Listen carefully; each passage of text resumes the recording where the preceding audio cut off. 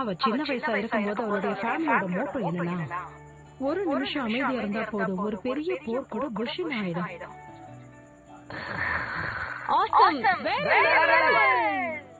அதான் சூப்பர் மோட்டோன்னு நினைச்சுக்கிட்டு இருந்தா.